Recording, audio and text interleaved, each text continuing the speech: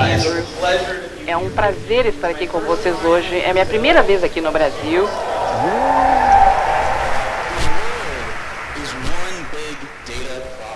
O mundo é um grande problema de dados. E se você for uma pessoa de dados, que eu espero que todos estejamos hoje até o fim da noite, se você é uma pessoa de dados, você começa a ver dados em todos os lugares. Você vai ver o papel que os dados podem ter em tudo que fazemos. E você começa a entender o que o Andrew e eu estou tentando falar. O que estamos querendo dizer é que os dados estão mudando o nosso mundo. Eles estão mudando a forma como nós agimos, a forma como nos transportamos bem, está mudando a forma como criamos o entretenimento e consumimos isso. Tem empresas, por exemplo, como a Netflix e a Amazon, que utilizam dados para determinar que tipos de shows ou filmes eles vão produzir. Está mudando a forma que nós lidamos com campanhas políticas, a forma como os políticos estão interagindo com o público, e utilizando os dados para grupos para resistir a esses regimes autoritários no mundo todo. Receber os dados realmente fazem parte de toda a nossa vida e até inclusive termos uma vida com mais saúde. Nós temos aquele dispositivo que fica no nosso pulso para cuidar do nosso batimento cardíaco e dos passos. Os dados estão começando a influenciar todos os aspectos da nossa vida. E mais mudanças aconteceram. Começamos a ver coisas no horizonte que vão mudar as coisas de formas que ainda nem entendemos como. Recebendo os adventos, por exemplo, de veículos autônomos ou lojas que não possuem caixas. O Amazon, na verdade, está testando uma loja em Seattle onde não há caixas. Você só entra na loja, você se conecta com a sua conta no Amazon e você sai. E os dados, a tecnologia está por trás de tudo isso. Toda essa experiência, eles fazem coisas com dados, por exemplo, que não era possível 10 anos atrás. Nós estamos também vendo as cidades mudarem. A forma como nós interagimos com o governo e com governos locais, em particular, eu trabalho muito com cidades no mundo, ajudando elas a pensarem como os dados e a tecnologia podem ajudar a fornecer melhores serviços para os cidadãos. E o que estamos vendo é esse crescimento dessa internet das coisas. A empresa do qual eu faço parte, Uptake, é realmente o trabalho principal que nós fazemos, é lidar com a internet das coisas, e todos os anos estamos adicionando bilhões e bilhões e bilhões de dispositivos à internet. E todos esses dispositivos estão coletando dados. Nós temos, por exemplo, máquinas de lavar roupa, máquinas de secar roupa, refrigeradores, nossos telefones, computadores, nossos veículos, tudo isso está sendo conectado à internet e estão gerando quantidades inimagináveis de dados. Como cada pessoa desse auditório, por exemplo, há milhares, 10 milhares de dados que vocês disponibilizam, sua localização, seus pensamentos, suas fotos, os lugares onde vocês visitam, as coisas que você faz, vocês geram dados. E todos esses dados estão sendo utilizados. E por que temos esse tipo de transação com muitas das pessoas que criaram esses serviços que nós usamos todos os dias? John, que é o fundador da Wire Magazine, disse: frequentemente, nós vemos, por exemplo, o Facebook nós damos dados em termos de terabytes, porque é uma troca. O Facebook está nos dando um tipo de serviço que torna a nossa vida melhor. Nós fazemos isso, por exemplo, com os nossos provedores de internet e com os serviços que utilizamos. Estamos fazendo isso cada vez mais, fazendo coisas que não nos damos conta que estamos. O John, por exemplo, disse que era óbvio que usamos o Facebook,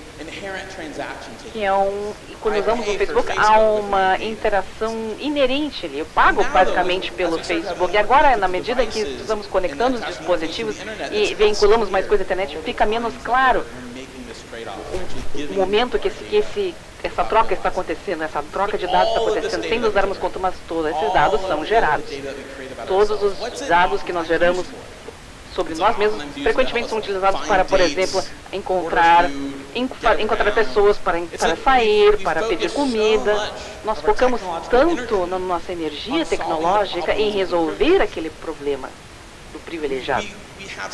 Nós temos tantas empresas que estão surgindo do Vale do Silício, por exemplo, até em Chicago, de onde eu venho, que focam nos problemas de um pequeno segmento da população mundial.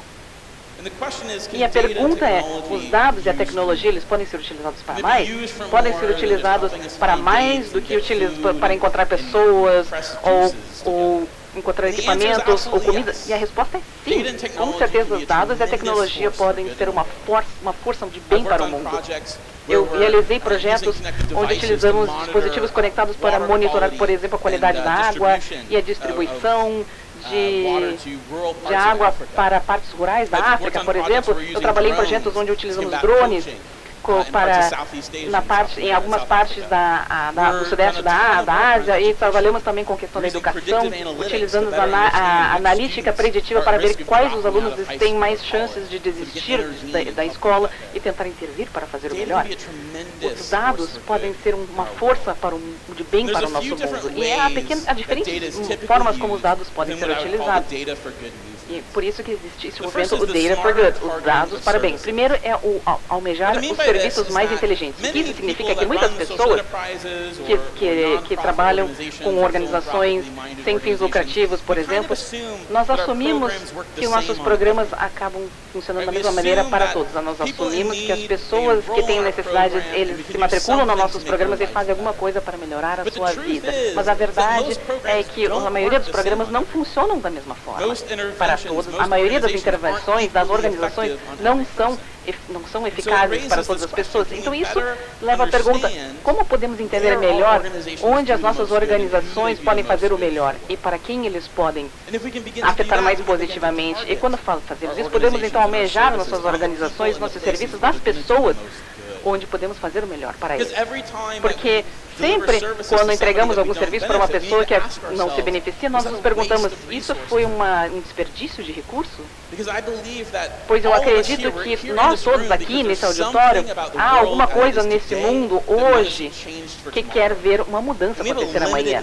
E nós temos um recurso limitado, uma quantidade limitada de recursos para poder atingir isso. Então temos que ser mais eficazes e temos que ser focados. Então parte do movimento Data for Good é utilizar as organizações para almejar melhor o seu trabalho, para melhor identificar as pessoas que se beneficiariam de suas organizações e almejar esses serviços nelas. E isso também facilita a monitoração nessas organizações. O modelo antigo era que nós tínhamos um programa em algum lugar longe no mundo e talvez daqui a cada 5 anos nós faríamos um controle randômico desse projeto, enfim. Mas por causa da tecnologia, nós podemos monitorar esse trabalho na terra e fazemos muito trabalho, por exemplo, com agricultura, tentando entender as intervenções ou pequenos fazendeiros, por exemplo, melhorar as suas plantações, enfim, e gerar como fazer o bem para o mundo, porque olhamos para, por exemplo, imagens de satélites diárias em acesso a lugares do mundo que nunca tínhamos antes. Então, permite que há um monitoramento melhor. Também nos permite avaliações mais rápidas e mais baratas, porque antigamente, a cada 5, 10 anos, vamos fazer um experimento caro, um experimento randômico, e vamos gastar muito dinheiro com isso. E tipicamente esse tipo de experimentos levariam anos e centenas ou então milhares ou milhões de dólares. E agora, utilizando novas técnicas de aprendizagem e métodos científicos de dados, podemos estimar e avaliar o quão bem as organizações estão lidando com isso. E também leva a uma melhor coordenação de serviços. O que significa isso? Que há muitas organizações que essencialmente estão fazendo o mesmo tipo de trabalho. Muitos de nós estão tentando resolver os mesmos problemas e às vezes na mesma comunidade, e raramente falamos um com os outros, raramente compartilhamos informação. Então, esse trabalho que eu faço, por exemplo, Bright Eyes, essa empresa que eu fundei, é ajudar essas empresas a compartilhar seus dados para ver o que está funcionando e o que não está funcionando. Trabalhamos com as organizações na comunidade para ajudar eles a ver que tipo de população eles afetam de uma forma mais eficaz, coordenar melhor os seus serviços, porque, de novo, no final, estamos aqui porque tem alguma coisa nesse mundo hoje que nós queremos mudar no dia de amanhã. E se conseguirmos fazer colaborações e parcerias e coordenar os nossos serviços, eu acho que podemos chegar lá mais rápido. Mas, como cada projeto, há armadilhas que precisamos evitar. E eu quero falar isso com vocês. Nós nos entusiasmamos na possibilidade de dados. Andrew, vocês dizem que queremos avaliar, coordenar, fazer tudo isso que você está falando, queremos nos focar. E eu sempre digo, bem, certo, mas você tem que ter algumas armadilhas que você precisa evitar. Primeiro é a utopia tecnológica.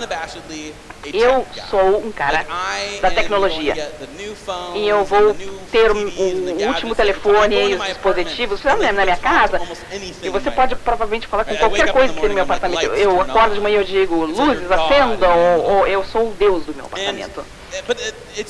E é fácil, então, a gente cair nessa armadilha de que a tecnologia vai nos salvar. A tecnologia não vai nos salvar. A tecnologia não vai resolver os problemas com os quais você se preocupa. Você vai fazer isso. Você vai fazer isso.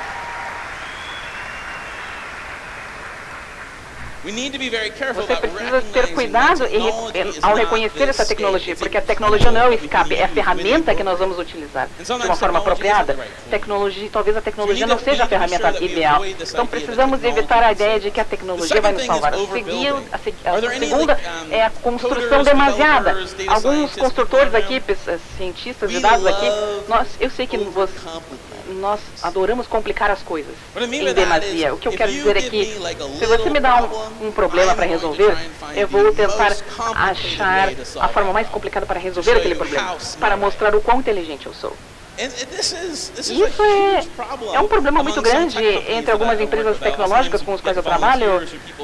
Às vezes eu faço esse trabalho voluntariado para essas empresas de tecnologia, e isso é uma tentação, porque você quer jogar tudo que você tem naquele problema, e isso na verdade não é útil, você não ajuda. Você precisa fazer uma abordagem centrada no usuário, o que vai beneficiar mais o usuário. Às vezes podem ser as soluções mais fáceis e não as complicadas. Então precisamos cuidar com isso para ter a certeza de que não estamos fazendo demais. A terceira é a criação no isolamento. O que eu quero dizer com isso é, nós nos Estados Unidos, por exemplo, nós fazemos isso muito bem. Nós sentamos na nossa mesa, nossos cubículos, no Vale do Silício, seja onde for, e nós falamos, bem, eu posso resolver os problemas da África.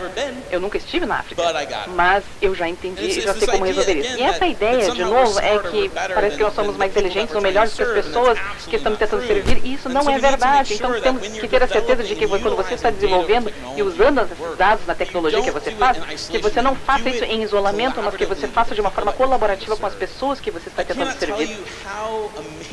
É incrível sentar, por exemplo, com as pessoas que você está tentando servir e fazer um trabalho colaborativo e soluções colaborativas com elas. Essa é a forma que eu adoro ver como a tecnologia se desenvolve. Algumas semanas atrás, no Nepal, onde eu estava fazendo um projeto com o Uptake, eu estou investimento na questão do tráfico humano.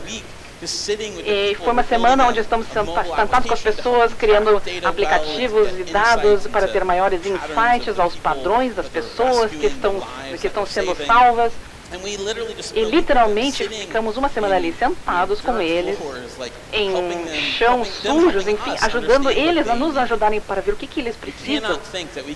Não podemos achar que podemos construir as coisas em isolamento das pessoas que servimos. E por último, esse desenvolvimento desses jardins de muros, né? Eu acho que o futuro é a tecnologia de quando diz você precisa entrar na minha plataforma. E essa semana, por exemplo, é International Open Access Week, as pessoas estão celebrando a ideia de que os dados abertos, a tecnologia aberta, e eu acho que isso realmente é o futuro, principalmente o futuro da tecnologia para o bem social.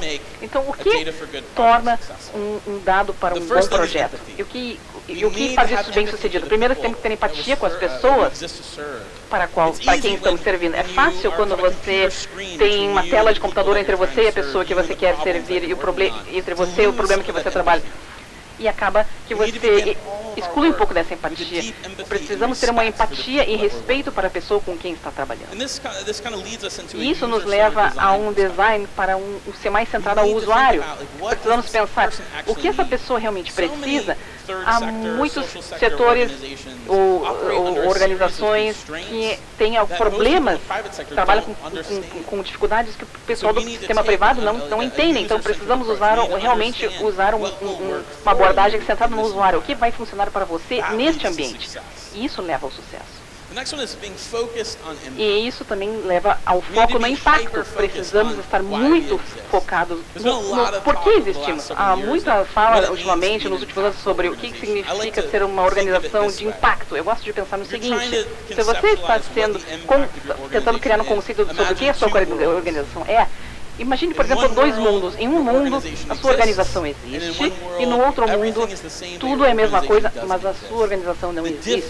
A diferença entre esses dois mundos é o impacto das organizações. A diferença entre esses mundos é o impacto da sua organização. E o que eu quero dizer com isso é que espero elicitar a ideia de que precisamos estar muito preocupados com o que aconteceria de qualquer maneira. Essa ideia de que é um contrafacto, o que aconteceria? Então, se você está trabalhando, por exemplo, com alunos e você está tentando evitar que eles sejam presos e você ajuda, é bem sucedida e você consegue manter esses jovens fora da cadeia, isso significa que a sua organização tenha impactado? Não necessariamente, porque alguns desses jovens podem ter ido para a cadeia mesmo assim. Se você quer ajudar as pessoas a conseguirem mais empregos e você tem sucesso nisso, você foi uma empresa de impacto? Não necessariamente, porque algumas dessas pessoas podem ter conseguido alguns empregos mesmo assim. Então você precisa se preocupar. O que chamamos do impacto marginal da organização. Quem são as pessoas que estamos ajudando? As pessoas que realmente têm as suas vidas mudadas por causa da sua empresa. E é por isso que nós focamos no impacto. E eu frequentemente gosto de falar sobre a diferença entre o mundo de hoje e o mundo que pode vir a acontecer. E eu acho que isso começa com a ideia do impacto. Hoje, muitas das nossas organizações, muitas das organizações do setor terciário estão muito ocupadas fazendo muitas coisas. Nós somos muito bem como setores para criar, juntar dinheiro para criar programas e todas essas coisas, mas isso nos distrai do motivo pelo qual nós existimos, que é criar mudança. Então precisamos nos manter focados, e a parte do problema é que hoje não há muito incentivo para mudar para o lado do impacto. Se você lidera uma ONG, por exemplo, a maior parte do tempo você vai ter bolsas para poder fazer os seus programas acontecerem, mas você não recebe para isso. Então isso pode se tornar muito fácil a gente de se distrair, porque você começa a se ocupar demais com as coisas e você não se foca tanto no impacto que está criando. E a minha visão para o futuro, portanto, é um futuro onde você está muito focado para o impacto. O trabalho que estamos fazendo, o trabalho que você está fazendo nessa sala é um dos mais importantes desse mundo. Nós estamos criando valor para o mundo. Nós estamos mudando a vida das pessoas, nós estamos resolvendo problemas. Nós precisamos, portanto, estar muito focados nisso. Segunda coisa é que a tecnologia se torna uma ferramenta e um ativo e não um problema. Eu já vi muitas vezes, eu já passei muito tempo com ONGs, por exemplo, onde eu encontro com as pessoas, com os funcionários. Você não se encontra com os gerentes ou os diretores, porque eles nunca contam o que está realmente acontecendo. E você vai para os funcionários mesmo, e eles falam, nós temos um novo aplicativo, nós matriculamos você, como está acontecendo? E você acaba descobrindo a verdade, você ouve que as pessoas estão dizendo bem, ótimo, mas toda sexta-feira eu vou botar uns números aqui que eu acho que estão certos, mas talvez, enfim, possa estar errado. Então você tem que entender que frequentemente a tecnologia pode ser um problema para as pessoas que estão fazendo o trabalho, que estão entregando esse serviço. Então a parte do motivo pelo qual eu faço isso, que eu estou trabalhando, é que o mundo da tecnologia é uma ferramenta e um ativo, e não um problema, principalmente aqueles que estão fazendo o trabalho. Eu vou fazer um workshop amanhã, nós vamos falar muito mais sobre isso amanhã.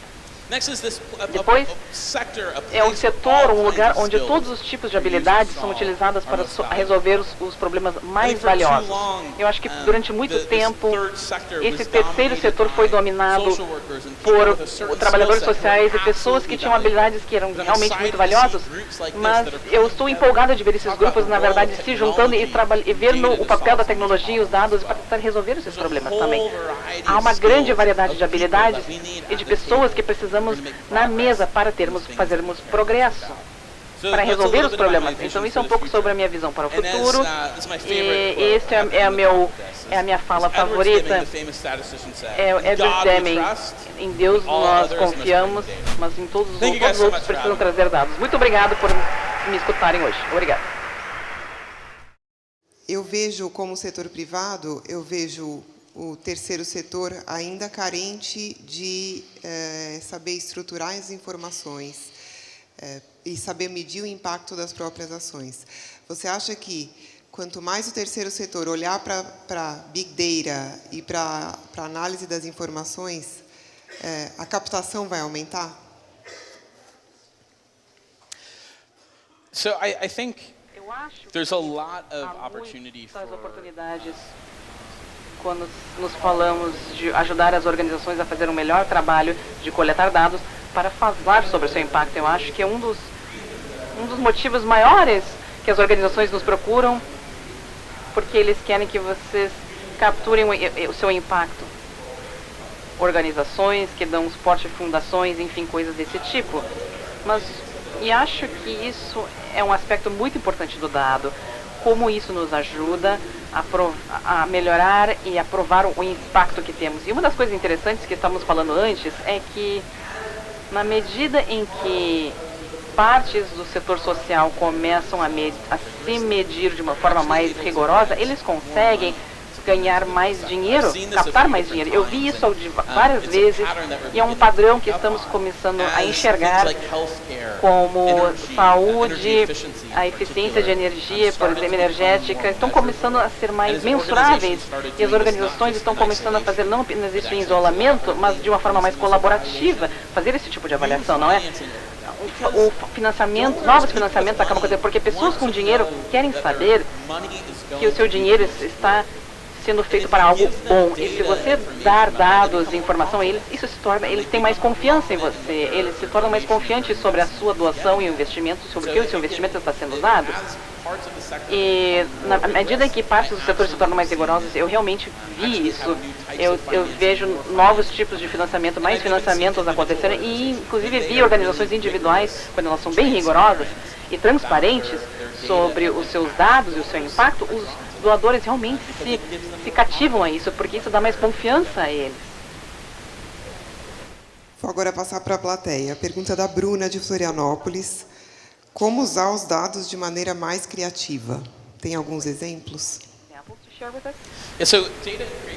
Dados e a criatividade, eu acho que há essa ideia de que, de alguma forma, os cientistas de dados não são as pessoas mais criativas nesse mundo. Mas eu diria que muitos têm históricos que trabalham com música, artistas.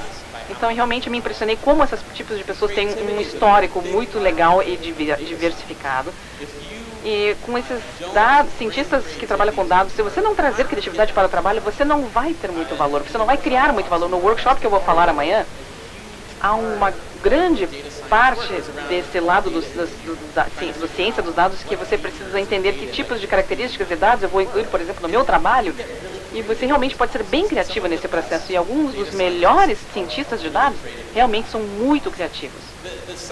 O segundo aspecto da criatividade é o uso de coisas como visualização de dados e a narração de dados, de histórias. O papel de narração de dados. Meu trabalho, na verdade, era entender como usar os dados para contar uma história. As histórias do nosso trabalho e dos trabalhos dos nossos parceiros, e há muitas formas de narrativas que os dados podem realmente vir a trabalhar juntas e contar uma história bem legal. Thank you. Como negócios, empresas lucrativas, também podem utilizar dados para gerar impacto social como atividade principal? Do Diogo, de São Paulo, da Artemisia.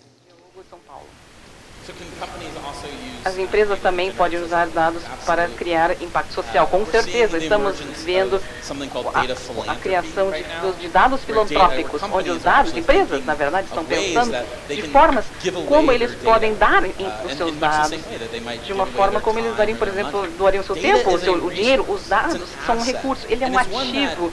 E, frequentemente, empresas privadas, por exemplo, têm dados muito valiosos demais, para as organizações. Então, estamos vendo o surgimento disso, eles estão tentando descobrir formas de como fazer isso de uma forma filantrópica com parceiros para fazerem os seus dados serem mais acessíveis. Isso realmente é a filantropia dos dados, que é uma coisa que é recente.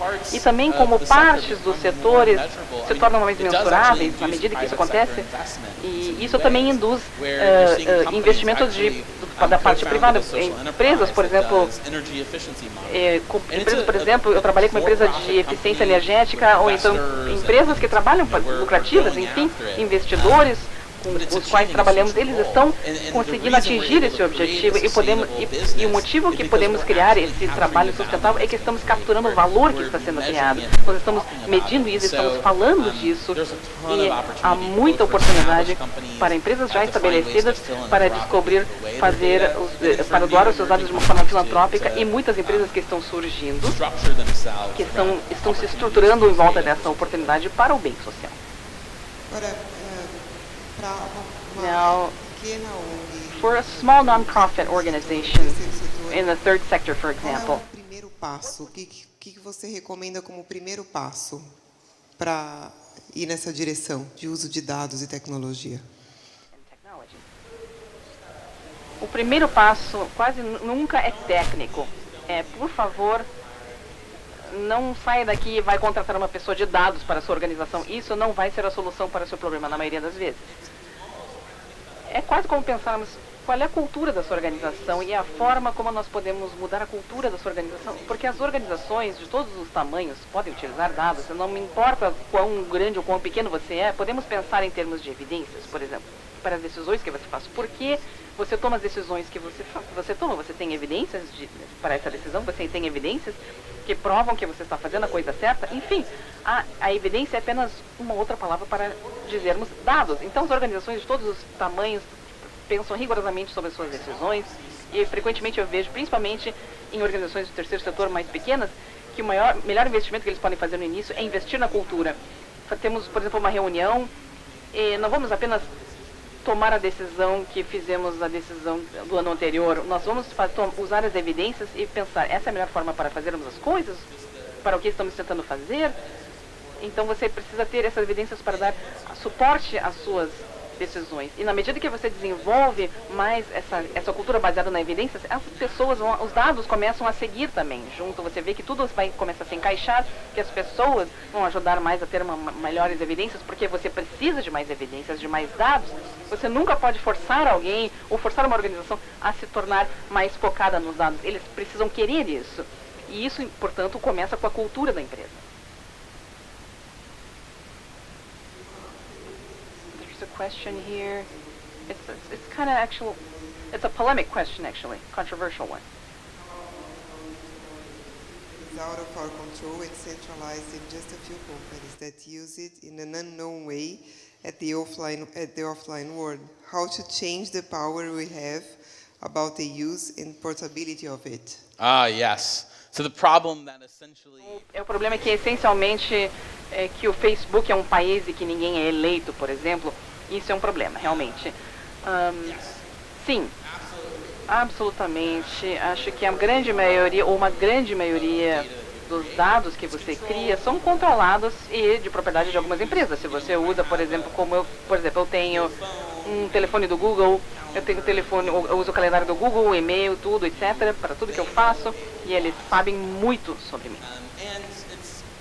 E é como se fosse no antigo faroeste, não é? Onde eles escolhem proteger essa informação, como eles escolhem utilizar essa informação. Então, essa semana, por exemplo, eu tive um amigo que estava solicitando um feedback de algumas pessoas, e isso não é confirmado ainda, mas que pensam que, por exemplo, que o Instagram e o Facebook estão escutando eles. Por exemplo, você diz alguma coisa e de repente aquela propaganda, aquele ad aparece. Não sei se isso acontece, mas é um momento nesse mundo que é um pouco assustador, porque as empresas sabem coisas sobre vocês antes de você mesmo. Há uma história nos Estados Unidos, a Target, essa loja nos Estados Unidos, varejista, eles mandam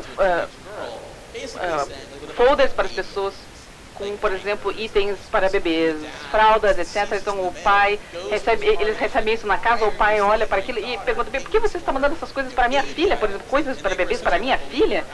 Bem, essencialmente o nosso algoritmo disse que ela está grávida e na verdade ela estava grávida e o pai não sabia e portanto é assim que a notícia se espalhou. Então estamos nesse mundo onde é incrível como essas empresas, o que essas empresas conseguem fazer. E muitas empresas, elas vendem e fazem transações com esses dados, a negócios que coletam esses dados para recursos e vendem para diversas utilidades. Mas agora nos Estados Unidos, nós estamos num grande debate, num escândalo sobre a Oxford Analytica, que era uma empresa que foi usada pelo presidente Trump, que ajudou ele a ser eleito e de uma forma meio ilícita. Enfim, e eles coletaram todas as informações de muitas fontes diferentes e utilizaram para almejar as propagandas políticas de uma forma mais racista. Não sei, muitas pessoas não estão confortáveis com isso, então precisamos nos educarmos melhor sobre a forma como esse dado pode ser utilizado, seja escolher para como elas serão utilizadas ou permitir que as empresas utilizem esses dados, decisões até, por exemplo, que tipo de serviços que nós usamos online pode fazer uma grande diferença. Alguns são mais encriptados, outros são mais seguros, então precisamos estar mais conscientes disso, porque eu acredito realmente que, mesmo que o dado seja uma boa fonte de bem para o mundo, ele também tem riscos. É como qualquer ferramenta que pode ser utilizada para o bem e para o mal. E precisamos ficar cientes disso. Gente, tem muita pergunta aqui, eu vou tentar fazer todas, não sei se vou conseguir aqui pelo tempo.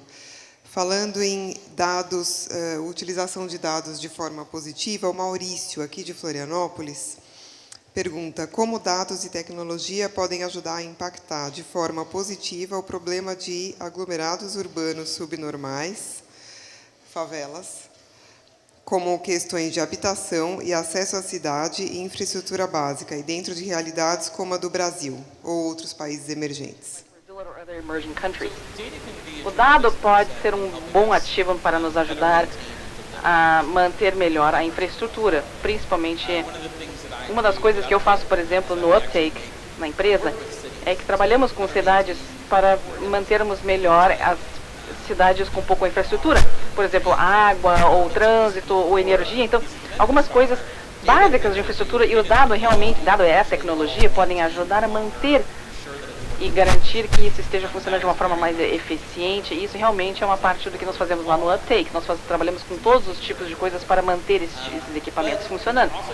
Mas também quando se trata de questões como direitos humanos, os dados, por exemplo, podem realmente também ter um papel muito importante, pode nos ajudar a entender que tipo de organizações estão trabalhando com essas comunidades que são mais eficazes e também dar uma voz para as comunidades. Eu trabalhei com uma organização chamada Slum Dwellers International, que é uma organização fantástica que está na África do Sul e também tem um escritório na Índia. Eles trabalham no mundo inteiro e eles realmente entram em nossas comunidades informais e coletam informações, uma pesquisa, e pegam essas informações da comunidade para os governos locais e dizem: isso é que a sua comunidade precisa, isso é a sua comunidade, e é hora das pessoas terem uma voz na escolha de seus serviços. Então o dado realmente teve um papel muito importante nessa organização em particular. Dá tempo de fazer mais uma ou duas perguntas. Vou ler essa da Rafaela, daqui de Florianópolis também. Ela está lendo um livro chamado Abundância, um dos autores da Singularity University, uma instituição dedicada à tecnologia e inovação. O livro fala sobre como o mundo de abundância é possível a partir de várias intervenções tecnológicas. Qual a sua visão sobre outras tecnologias que não Big Data? De que forma elas podem trazer impacto? Então, eu acho que a tecnologia em geral pode ter um grande impacto no mundo. Estamos vendo a forma como plantamos alimentos, estamos vendo investimentos em fazendas verticais como há alguns anos já. Estamos vendo muitas disrupções acontecendo. A tecnologia, de novo, eu gosto de pensar nela como uma ferramenta que pode ser utilizada para o bem ou para o mal. E precisamos entender essas que as disrupções que essa tecnologia pode acontecer. Nos Estados Unidos, por exemplo, nós falamos, são os veículos autônomos. Há um grande número de pessoas que trabalham, que são caminhoneiros, por exemplo, nos Estados Unidos, e eles podem perder os seus empregos em pouco tempo. Então, eu acho que a tecnologia também pode ajudar e trazer muitas oportunidades para as pessoas. Em ajudar, por exemplo, a inovar e criar empregos com isso. Então, eu acho que algumas das tecnologias dos quais as pessoas estão falando, estamos ouvindo falar sobre, por exemplo, na agricultura, na comunidade médica, também como a medicina é entregue, como usar a inteligência artificial, tecnologias de drones. Eu vi muitos aplicativos no mundo e como isso está sendo melhorando, impactando a medicina, a agricultura, o monitoramento de ativos. Então, há muitas oportunidades para tecnologias de todos os tipos. Na verdade, o Good Tech Fest é uma coisa que eu faço nos Estados Unidos, que acontecerá em Detroit no ano que vem, e, na verdade, ele está querendo dizer, bem, quais são as tecnologias que estão no mundo e como podemos utilizá-las para o bem social. Uma última pergunta, a gente infelizmente já estourou o tempo. Eu queria pegar uma palavra do que você usou da tua apresentação, que eu acho importantíssima, e eu acho que a gente devia prestar cada vez mais atenção nisso, que é empatia. Dá um exemplo de empatia que aconteceu com você, na tua vida, na tua experiência pelo mundo. Para mim, eu gosto de pensar em como eu posso ir nessa jornada. Assim como muitos de nós aqui, há momentos na nossa vida quando algo se tornou mais dissidente. E esse é o direcionamento que eu quero seguir na minha vida. Eu não posso ficar sentada e deixar que isso aconteça. Então, para mim, esse momento impactante foi quando eu tinha 13 anos. E 14 anos, é o verão de 1999, eu estava na África do Sul. Passei aquele verão ensinando inglês em algumas escolas rurais, entre Joanesburgo e Durban, na África do Sul. E quando não estávamos ensinando, nós passávamos tempo ali com as crianças nas vilas onde as crianças moravam. E em 1999, a África do Sul estava sendo tomada pela AIDS. As pessoas estavam morrendo a torto e direito, e crianças da minha idade, ou talvez até mais velhos ou mais novos, que haviam perdido suas famílias, seus pais, enfim, seus irmãos para essa doença. E eu era essa criança, eu tinha 14 anos de idade, e, sabe, eu tinha uma casa legal em Connecticut, no subúrbio de Connecticut, e era realmente muito distante da minha realidade. E para mim, esse foi realmente o momento que eu pensei, bem, eu não posso ficar sentado e não fazer nada. Eu acho que essa semente da empatia realmente aconteceu. Muito obrigada.